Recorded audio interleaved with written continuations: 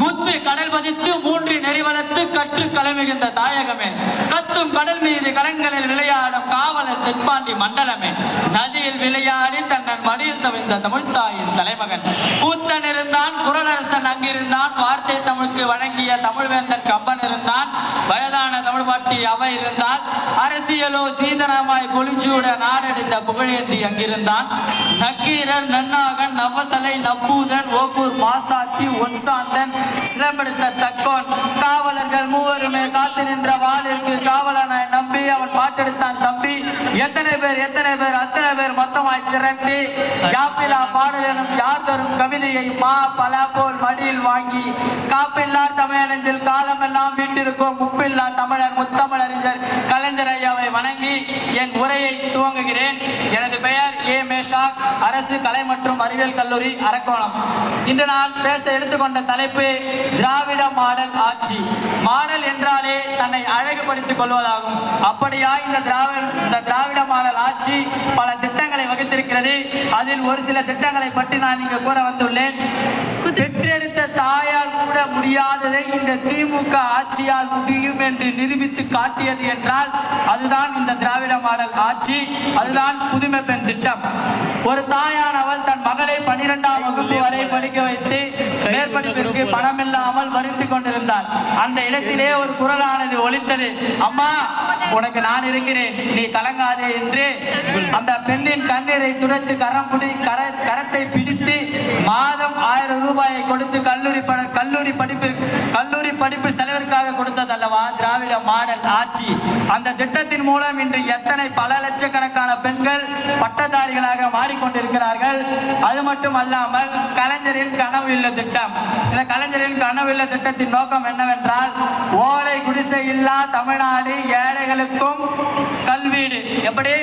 ஓலை குடிசை இல்லா தமிழ்நாடு, ஏழைகளுக்கும் கல்வீடு, திராவிட மாடல் ஆட்சி 3,50,000 ரூபாய்.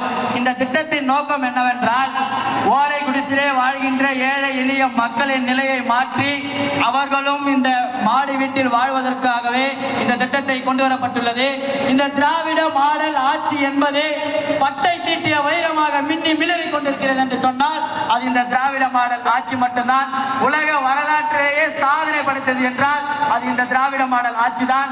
உலக வரலாற்றிலே சரித்திரம் படைத்தது என்று சொன்னால் அது இந்த திராவிட ஆட்சி தான். இது மட்டும் அல்லாமல் இலவசம் கட்டணமில்லா பேருந்து திட்டத்தை கொண்டு வரப்பட்டுள்ளது. இந்த திட்டத்தை நாம் சிறியதாக எண்ணினால் நம் கண்ணுக்கு சிறியதாக தெரியும். சற்று ஆராய்ந்து பார்த்தால் அதனுள் ஒரு திட்டத்தினுள் பல வளர்ச்சிகளை உள்ளடக்கியது என்று சொன்னால் ஒரு தாய்மார் அவர்கள் வெகு தூரம் வேலைக்கு செல்கிறார்கள்.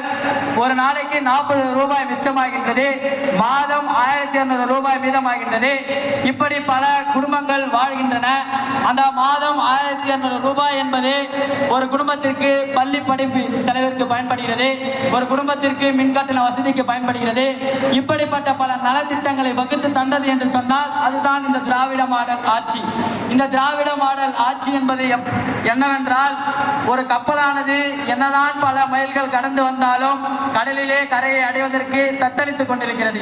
அந்த நேரத்திலே கலங்கரை விளக்கானது ஒளி வீசி அந்த கப்பலை கரை சேர்வது போல இந்த திராவிட மாடல் ஆட்சி பல திட்டங்களை வகுத்து ஏழை எளிய மக்களின் நிலையை மாற்றி அவர்களின் குடும்ப நிலையை மாற்றி இன்றளவும் குடும்பத்தில் ஒளி வீசி கொண்டிருக்கிறது என்று சொன்னால் அது இந்த திராவிட மாடல் ஆட்சி மட்டும்தான்.